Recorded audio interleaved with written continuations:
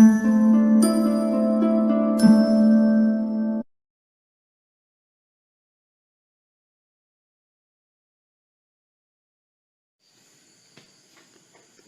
everyone, this is Thonjit Teka and welcome to my YouTube channel Reaction Concept.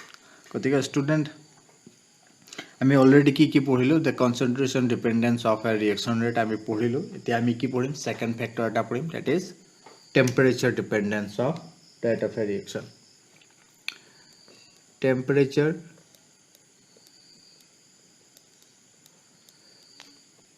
dependence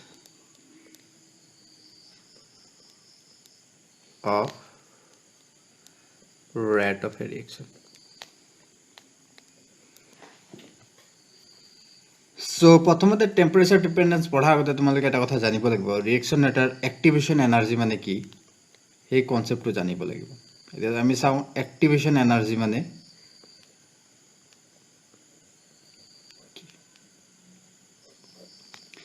ইয়াক generally ই এ হিচাপে কি কৰা হয় ডিনোট কৰা হয় সো তোমালোকে চোৱা সাপোজ তোমালোকৰ A আৰু B দুটা ৰিয়েক্টেন্ট আছে ইহতৰ মাজত ৰিয়েকচন হৈ পেলাই তোমাৰ কি হৈছে প্ৰডাক্ট ফৰ্মেশন হৈ আছে যিমান সিম্পলি আমি এই ৰিয়েকচনটো লিখিছো ৰিয়েকচনবোৰ এনে ধৰণে কি নহয় সিম্পল ৱৰ্ড কি নহয় ক্যাৰি আউট নহয় যেতিয়া দুটা ৰিয়েক্টেন্টৰ মাজত কি হয় ৰিয়েকচন হয় তেতিয়া জেনাৰেলি কি হয় এটা ইন্টাৰমিডিয়েট ফৰ্ম হয় ইন্টাৰমিডিয়েট এটা কি হবে ফৰ্ম হবে এই ইন্টাৰমিডিয়েটৰ পৰাহে কি হ'ব তোমাৰ প্ৰডাক্ট ফৰ্মেশন হ'ব ইয়াক generally intermediate complex activated complex বুলি ক'ব পাৰে ট্ৰানজিশন ষ্টেট বুলি ক'ব পাৰে বিভিন্ন ধৰণৰ নাম থাকে ট্ৰানজিশন ষ্টেট ঠিক আছে আৰু ইয়াত কি হয় চোৱা জেনাৰেলি তোমাৰ ৰিয়েক্টেন্টবোৰৰ এনাৰ্জি কি হয় কম অৱস্থাত থাকে আৰু যেটো এনাৰ্জি থাকে ৰিয়েক্টেন্টৰ হে এনাৰ্জি দ্বাৰা হিহঁতৰ মাজত কি হ'ব নোৱাৰে ৰিয়েকচন হ'ব নোৱাৰে সেই কাৰণে হিহঁতৰ এনাৰ্জি বিলাক কি হয় ৰাইজ আপ হৈ পেলাই এটা ইন্টাৰমিডিয়েট কমপ্লেক্স টা ফৰ্মেশন হয় আৰু এই ইন্টাৰমিডিয়েট কমপ্লেক্সটো তোমাক কি দিব প্ৰডাক্ট দিব এতিয়া চোৱা এই বস্তুটোকে যদি গ্ৰাফত বহাই চোৱা তোমালোকে কি দেখিবা সাপোজ তুমি ইফালে energy বহাইছা potential energy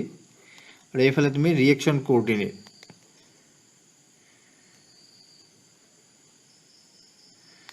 reaction coordinate plot কৰা ঠিক আছে তেতিয়া দেখিবা যে জেনাৰেলি ৰিয়েক্টেন্টৰ এনাৰ্জি লেভেল যদি এইটো কি হয়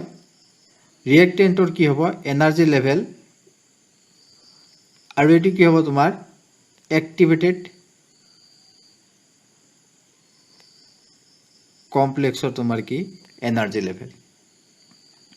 আৰু এটো ধৰি লোৱা প্ৰডাক্টৰ এনাৰ্জি লেভেল এতিয়া চোৱা যেতিয়া এই ৰিয়েক্টেন্টবোৰে ৰিয়েকচন কৰিব লাগিব তেতিয়া ই কি কৰিব লাগিব এই এক্টিভেট কমপ্লেক্সৰ যেটো এনাৰ্জি থাকে এই এনাৰ্জি লেভেললৈকে আহিব লাগিব তেতিয়া ই কি হয় এই ৰিয়েক্টেন্টবোৰৰ মাজত ৰিয়েকচন হ'ব পাৰিব আৰু এই এক্টিভেটেড কমপ্লেক্সৰ যেতিয়া এনাৰ্জিটো পাব তেতিয়া ৰিয়েক্টেন্টবোৰৰ মাজত ৰিয়েকচন হৈ পেলাই এটা এক্টিভেটেড কমপ্লেক্স এটা বা ইন্টাৰমিডিয়েট এটা ফৰ্মেশন হ'ব আৰু এই ইন্টাৰমিডিয়েটটোৱে কি কৰিব তোমাৰ প্ৰডাক্ট ফৰ্মেশন কৰিব বুজি পাইছা গতিকে জেনাৰেলি কি হয় ৰিয়েক্টেন্টৰ এনাৰ্জিটো কম হয় আৰু এক্টিভেটেড কমপ্লেক্সৰ এনাৰ্জিটো বেছি হয় গতিকে এই এনাৰ্জি ডিফাৰেন্স যেটো থাকে ৰিয়েক্টেন্ট আৰু এক্টিভেটেড কমপ্লেক্সৰ মাজত যেটো এনাৰ্জি ডিফাৰেন্স থাকে এই এনাৰ্জি ডিফাৰেন্সটোকে কি বুলি কোৱা হয় এক্টিভেশন এনাৰ্জি ঠিক আছে গতিকে আমি এনে ধৰণে ক'ব পাৰো it is the amount of energy কিতাবত দিয়া আছে it is the amount of energy to form the activated complex in a reaction গতিকে ডেফিনিশনটো দিয়া আছে তোমালোকৰ কিতাবত চাই পেলাই ডেফিনিশনটো লিখিবা activation energy মানে কি ঠিক আছে এতিয়া আমি চাম কি temperature dependence of rate of A reaction generally তোমালোকে এটা কথা বেসিক কথা জানিব লাগিব যে তোমাৰ যদি এটা ৰিঅ্যাকশন এটা চেম্বাৰ এটা লোৱা আছে ইয়াত কি থাকিব তোমাৰ ৰিঅ্যাক্টেন্ট মলিকিউল বিলাক থাকিব আৰু প্ৰডাক্ট মলিকিউল থাকিব ঠিক আছে সাপোজ তুমি ইয়াত টি কেলভিন টেম্পাৰেচাৰত এই ৰিয়েকশ্যনটো কৰি আছা ইয়াৰ যদি টেম্পাৰেচাৰটো বঢ়াই দিয়া এই যিবোৰ ৰিয়েক্টেণ্ট মলিকুল থাকিব বা প্ৰডাক্ট মলিকুল থাকিব ইহঁতৰ যিটো কাইনেটিক এনাৰ্জি হয় সেই কাইনেটিক এনাৰ্জিটো টেম্পাৰেচাৰ ৰাইজৰ লগত কি হৈ যাব ৰাইজ হৈ যাব মানে কি তুমি যদি টেম্পাৰেচাৰটো বঢ়াই দিয়া এই মলিকুলবিলাকৰ কাইনেটিক এনাৰ্জি কি হৈ যাব বাঢ়ি যাব যেহেতু কাইনেটিক এনাৰ্জিটো বাঢ়ি যায় এই মলিকুল ৰিয়েক্টেণ্ট মলিকুলবিলাকৰ মাজত কলিশ্যন হোৱাৰ প্ৰবেবিলিটিটো বাঢ়ি যায় probability যেতিয়া collision হ'ব তেতিয়া কি হ'ব যেতিয়া দুটা ৰিয়েক্টেন্টৰ মাজত collision হ'ব তেতিয়া কি হ'ব হিহঁতৰ মাজত ৰিয়েকচন হ'ব সেই কাৰণে ৰিয়েকচন ৰেটটো কি হৈ যাব বাঢ়ি যায় গতিকে এটা জেনাৰেলাইজেচন এটা তোমালোকে ইয়াৰ পৰা লিখিব পাৰিবা যে টেম্পাৰেচাৰ বঢ়াৰ লগে লগে ৰেট অফ এ ৰিয়েকচন কি হয় বাঢ়ি যায় ঠিক আছে এটা ৰেট অফ এ ৰিয়েকচন কিহৰ দ্বাৰা কৰেসপন্ড কৰে ৰেট কনস্ট্যান্টৰ দ্বাৰা ৰেট কনস্ট্যান্ট যিমানেই বেছি হ'ব ৰেট অফ এ ৰিয়েকচন সিমানেই কি হ'ব বেছি হ'ব গতিকে তোমালোকে কি লিখিব পাৰা যদি টেম্পাৰেচাৰ বঢ়াই দিয়া যায় ৰেট কনস্ট্যান্টটো কি হ'ব বাঢ়ি যায় এই কথাটো তোমালোকে মনত ৰাখিবা গতিকে এক্সপেৰিমেন্টালিটি এতিয়া পোৱা গৈছে যদি তুমি কি কৰা টেম্পাৰেচাৰটো 10 ডিগ্ৰী চেঞ্জ কৰা সাপোজ এটা টেম্পাৰেচাৰ কি কৰি আছে তুমি 30 ডিগ্ৰী সেলসিয়াসত কৰি আছা আৰু দুটা ৰিয়েকচন এটা ৰিয়েকচন দুটা কন্ডিশনত কৰি আছা এটা কি কৰিছা তুমি 30 ডিগ্ৰী সেলসিয়াসত কৰিছা আৰু এটা কি কৰিছা T + 10 ডিগ্ৰী সেলসিয়াসত কৰিছা এতিয়া এনেকুৱা ধৰণে যদি এই দুটা টেম্পাৰেচাৰত কৰা তেতিয়া হলে তুমি দেখিবা যে এই দুটাৰ কাৰণে তুমি যেটো ৰেট কনস্ট্যান্ট পাইছা মানে কি rate constant at T + 10 degree Celsius and rate constant at T degree Celsius এই দুটা যদি ৰেশিও লোৱা ৰেশিওটো কি হ'ব 1:1 হ'ব মানে কি হায়াৰ টেম্পাৰেচাৰত ইয়াৰ ৰেটটো কি হৈ যাব বাঢ়ি যাব গতিকে আমি কি লিখিব পাৰো K of T degree Celsius equal to K of এই স্টেটমেন্টটো কেতিয়াবা আহে কিতাপত দিয়া আছে স্টেটমেন্টটো ভালদৰে পঢ়ি চাবা ঠিক আছে এতিয়া আহো আমাৰ মেইন ডিপেন্ডেন্সৰ কথা পঢ়িবলৈকে কোন এটা ৰিয়েকচনৰ যেটো ৰেট হয় সেই ৰেটটো কেনে ধৰণে টেম্পাৰেচাৰৰ ওপৰত ডিপেন্ড কৰে তাৰ ওপৰত প্ৰথম ষ্টাডি কৰিছিল এজন ফেমাস সাইন্টিষ্ট নাম কি আৰ্হেনিয়াছ আৰ্হেনিয়াছ নামৰ সাইন্টিষ্ট জনে ফাৰ্স্ট টাইম এই টেম্পাৰেচাৰ ডিপেন্ডেন্সৰ কথা ষ্টাডি কৰিছিল ষ্টাডি কৰি পেলাই তেওঁ এটা ইকুৱেচন এটা ডিৰাইভ কৰিছিল জেনাৰেলি এটো এটা কি এম্পিৰিক্যাল ইকুৱেচন তোমালোকে পিছত জানিবা এম্পিৰিক্যাল ইকুৱেচন মানে কি তেওঁ কৈছিল যে ৰেট কনস্ট্যান্ট বা rate of A reaction is equal to a e to the power ea by rt এইটুকে তেওঁ কি কৈছিল যে কেনে ধৰণে ৰেট কনস্ট্যান্টটো t ৰ ওপৰত ডিপেন্ডেন্স কৰে সেই ডিপেন্ডেন্সটো কেনে ধৰণে ৰিলেট হৈ থাকিব এনে ধৰণে এটা এক্সপোনেনশিয়াল ফাংচনৰ ওপৰত কি কৰি থাকিব ডিপেন্ডেন্ট হৈ থাকিব ইয়াত তোমাৰ এটো এটো কি বুজাইছে এটো কি বুজাইছে তোমাৰ প্ৰি এক্সপোনেনশিয়াল ফ্যাক্টৰ বুলি কয় ইয়াক প্ৰি এক্সপোনেনশিয়াল ফ্যাক্টৰ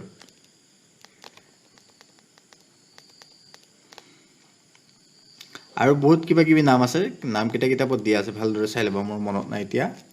আৰু ইয়াত তোমাৰ এটো কি r টো কি গ্যাস কনস্ট্যান্ট t টো তোমাৰ কি টেম্পাৰেচাৰ আৰু e টো অ্যাক্টিভেশন এনাৰ্জি গতিকে তুমি কব পাৰা যে ৰেট অফ এ ৰিয়েকচন কেনে ধৰণে rate constant of A reaction কেনে ধৰণে টেম্পাৰেচাৰৰ ওপৰত ডিপেন্ড কৰে যে এই এক্সপোনেনশিয়ালটো ফাংচনৰ মতে কি কৰিব ডিপেন্ডেন্ট হ'ব এটা তুমি কি কৰা দুই সাইডে এই ইকুৱেচনটোৰ দুই সাইডে কি কৰা তুমি লগ ললে কি ৰিজাল্ট ওলাব চাও আমি যদি দুই ফালে লগ লোৱা তেতিয়া ln of k e বেছত আমি লগ লৈছো ln of a minus ea by rt এটো ইকুৱেচন পাবা এই ইকুৱেচনটো চোৱা তুমি ইয়াত ln এটো এটা constant value pre exponential factor মানে কি এটো এটা কনস্ট্যান্ট গতিকে এই ln of মানে কি e বেছৰ যেটো লগ লবা এটো কি হ'ব এটা কনষ্টেণ্ট হ'ব k টো ভেৰিয়েবল হ'ব ইয়াত e টো কি হ'ব এটো এটা যিকোনো ৰিঅ্যাকচনৰ কাৰণে এটো এটা কি হ'ব কনষ্টেণ্ট এক্সপোনেনশিয়াল ফ্যাক্টৰ এক্টিভেশন এনাৰ্জি টো কি হ'ব কনষ্টেণ্ট আৰু r টো এটা কনষ্টেণ্ট ঠিক আছে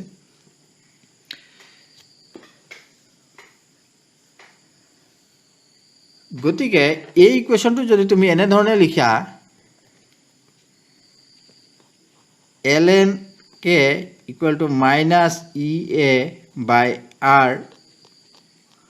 1 by t plus ln of এই ইকুৱেচনটো কি ফৰ্মত লিখিব পাৰা তুমি এটা ষ্ট্ৰেইট লাইনৰ ফৰ্মত লিখিব পাৰা কেনে ধৰণে y ln of k যদি y হিচাপে ধৰা এইখিনিক যদি তুমি কি কৰা m হিচাপে কনসিডাৰ কৰা আৰু এইখিনি x হিচাপে আৰু এইখিনি c হিচাপে কনসিডাৰ কৰা জেনেৰেলি আর স্লপটো কি হ'ব নেগেটিভ স্লপ মাইনাস এটা আছে গতিকে এনেকুৱা এটা তুমি এটা ষ্ট্ৰেইট লাইন পাবা এই ষ্ট্ৰেইট লাইনটো তুমি কি কৰিবা y ফালে আমি কি কনসিডাৰ কৰিছো ln of k আৰু এইফালে 1 by t গতিকে এনে ধৰণে কৰিলে তুমি ইয়াত c যেটো সেকশন পাবা c এটো এই সেগমেন্টটো কিমান হ'ব তোমাৰ c হ'ব ln of এনেকুৱা ধৰণৰ গ্ৰাফ এটা পাবা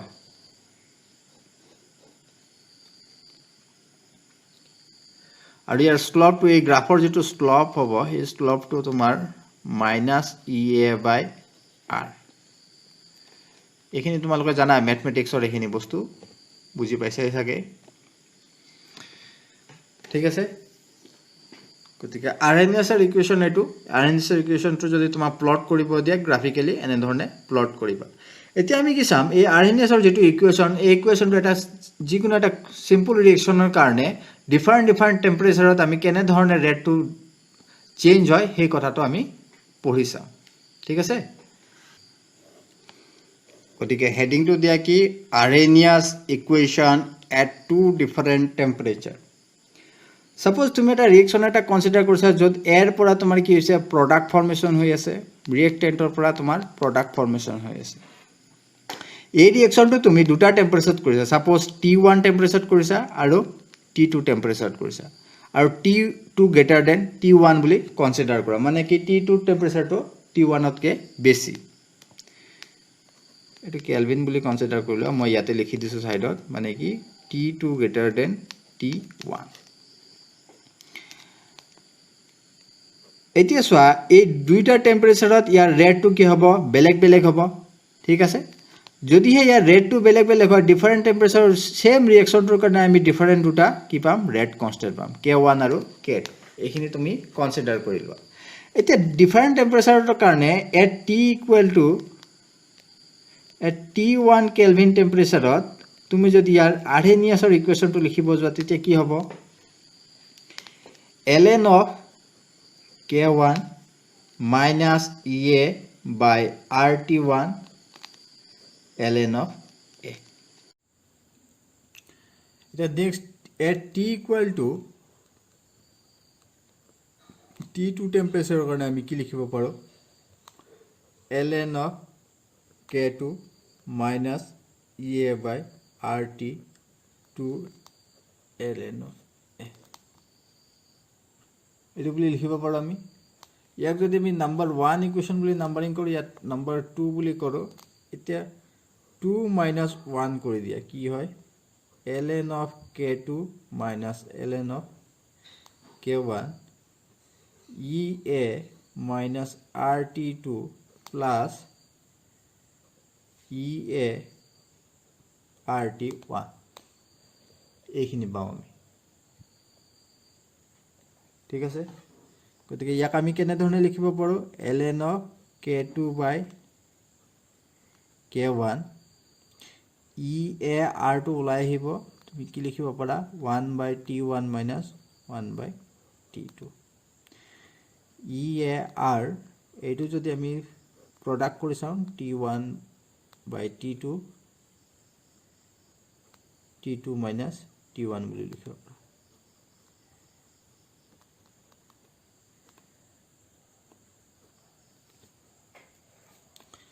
या আৰু এটা ফৰ্মুলা লিখিব পাৰি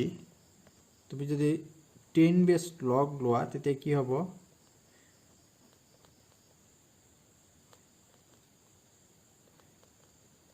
A by 2.303 R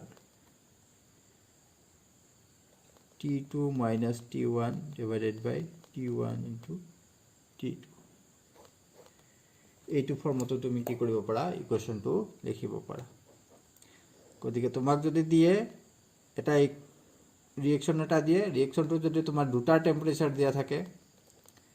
T1 আৰু T2 দুটা টেম্পাৰেচাৰ দিয়া থাকে সেই টেম্পাৰেচাৰ তোমাৰ ৰেট কনষ্টেন্টটো তোমাৰ কম্পেৰিজন কৰিব দিলে বা এক্টিভেশ্যন এনাৰ্জি উলিয়াব দিলে ৰিয়েকচনটো এক্টিভেশ্যন এনাৰ্জি যদি উলিয়াব দিয়া তেনেহলে তুমি এইটো ইকুৱেশ্যন কি কৰিব লাগিব ইউজ কৰিব লাগিব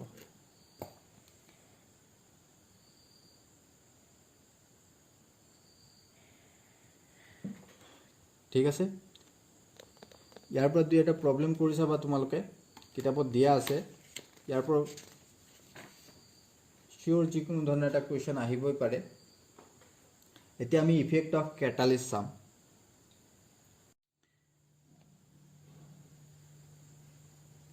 এতিয়া আমি পঢ়িম effect of catalyst number 3rd effect of catalyst or the rate of a reaction ROR আমি simply কি লিখিছো rate of a reaction the catalyst কেনে ধৰণে reaction এটা ৰেটৰ ওপৰত প্ৰভাৱ পেলায় সেই বিষয়ে আমি চাম the catalyst মানে কি তোমালোক আগতেই পাইছে চাগে catalyst মানে কি catalyst হৈছে কিছুমান এনেকুৱা ধৰণৰ কেমিক্যাল যিবোৰ আমি কি কৰো ৰিএকচনত ব্যৱহাৰ কৰো কিহৰ কাৰণে সাপোজ তুমি এটা ৰিএক্টেন্ট লৈছা আৰু ইয়াৰ পৰা তুমি প্ৰডাক্ট পি পাই আছা এই ৰিএকচনটো আমি কেতিয়াবা কি কৰিব পাৰো ক্যাটালিস্ট ইউজ কৰিব পাৰো এই ক্যাটালিস্টবোৰ কিহৰ কাৰণে ইউজ কৰা হয় জেনাৰেলি ৰিএকচনৰ যেটো ৰেট থাকে সেই ৰেটটো বঢ়াই দিবৰ কাৰণে to increase the rate of a reaction generally ৰিএকচনৰ ৰেটৰ কাৰণে আমি যিবোৰ বঢ়াই দিবৰ কাৰণে যিবোৰ কেমিক্যালছ ব্যৱহাৰ কৰো সেইবোৰক কি বুলি কয় ক্যাটালিস্ট বুলি কয় ক্যাটালিস্টৰ এটা প্ৰপাৰ্টি এটা আছে তুমি যদি ৰিএকচন ক্যাটালিস্ট এটা ব্যৱহাৰ কৰা ক্যাটালিস্টে কিন্তু ৰিএকচনৰ কোনো ধৰণৰ পাৰ্টিসিপেট নকৰে ইয়াৰ কেমিক্যাল বিহেভিয়াৰ কেতিয়াও কি নহয় চেঞ্জ নহয়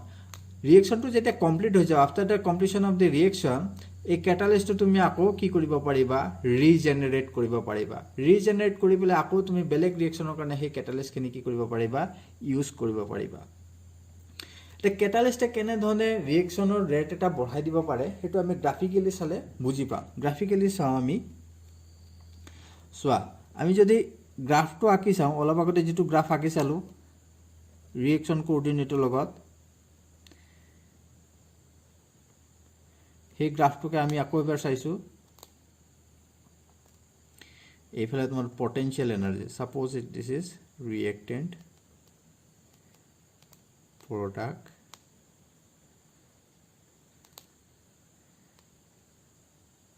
intermediate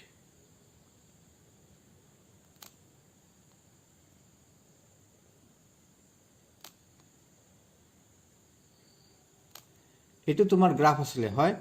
ইয়াত তোমাৰ যেটো এনাৰ্জি হয় এই এনাৰ্জিটোকে কি বুলি কয় এক্টিভেশন এই এনাৰ্জিখিনিকে যিমান পৰিমাণে এনাৰ্জি লাগে ৰিএক্টেন্টক ৰিএকচন কৰিবৰ কাৰণে হেতুকে কি বুলি কয় এক্টিভেশন এনাৰ্জি লাগে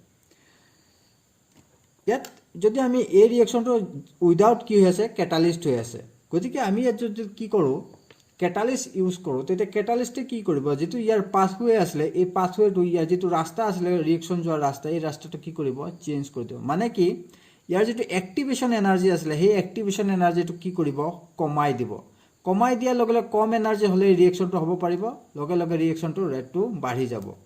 গতিকে ক্যাটালিস্টে কি কৰিব যেটো ইন্টাৰমিডিয়েট থাকে সেই ইন্টাৰমিডিয়েটৰ এনাৰ্জিটো কমাই দিব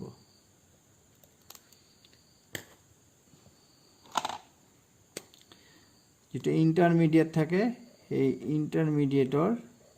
এনাৰ্জিটো কমাই দিব ঠিক আছে গতিকে পাথওয়েটো কি হ'ব এনেকুৱা ধৰণৰ হৈ যাব হয় এটো যদি ইএ হয় এ হায়াৰ ভ্যালুখিনি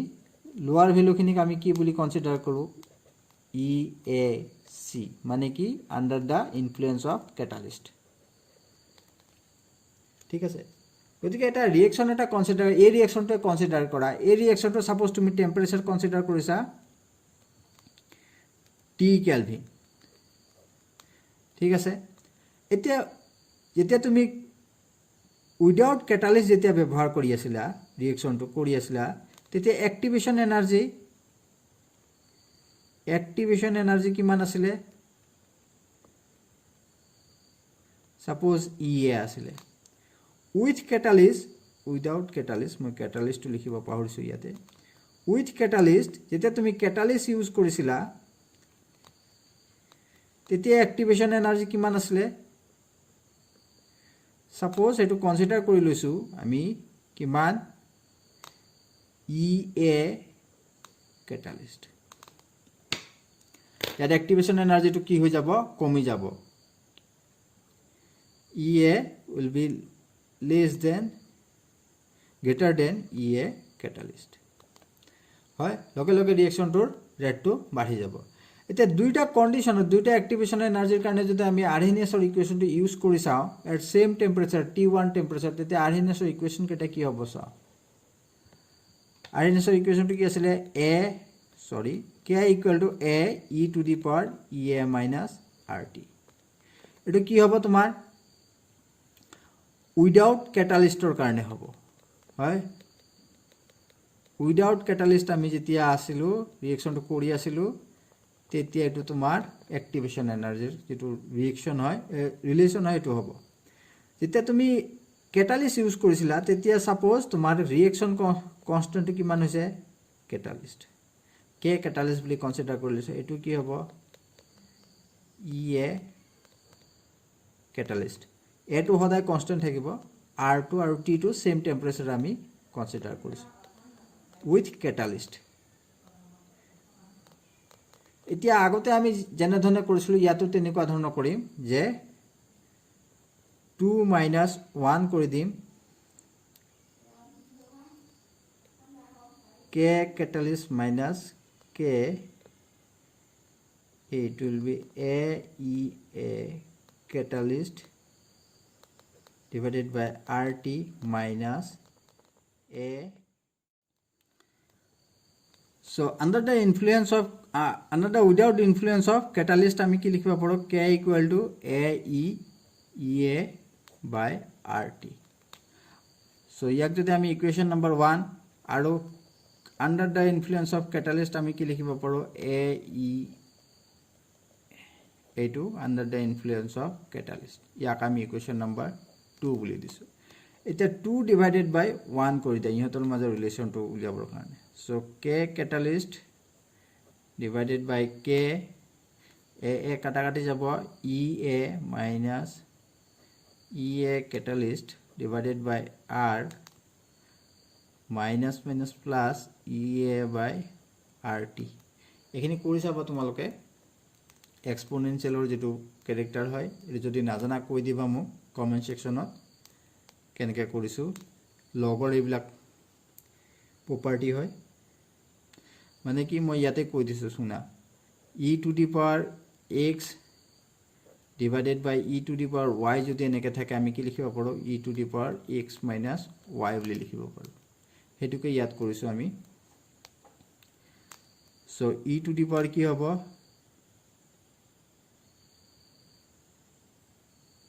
RT divided by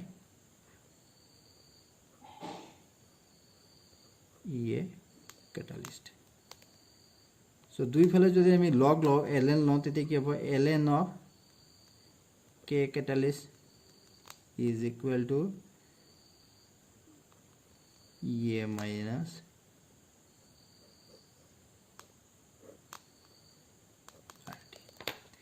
এটো এটা ইকুৱেশ্যন এটা আমি পালো কেতিয়াবা যদি তোমাক প্ৰবলেম হদে যে কোনবা এটা ৰিঅ্যাকচন আনকেটালাইজ হয় কোনবা এটা কেটালাইজ হয় আৰু ইহতৰ এক্টিভেশ্যন এনাৰ্জিটো যদি উলিয়াব দিয়ে বা ইহতৰ ৰেট কনস্ট্যান্টৰ মাজত কিবা যদি ৰিলেশন দি পেলে তোমাৰ প্ৰবলেম হদে তেনেহলে এই ইকুৱেশ্যনটো তুমি ইউজ কৰিব পাৰিবা ঠিক আছে গতিকে ষ্টুডেন্ট আজিলৈকে এইখিনিয়ে থাকিলে তোমালোকে ইয়াৰ ওপৰত কিবা দুই এটা প্ৰবলেম কৰি চাবা কিবা প্ৰবলেম পালে কবা মোক নেক্সট ভিডিঅ লগ পাম টিল দেন Thank you.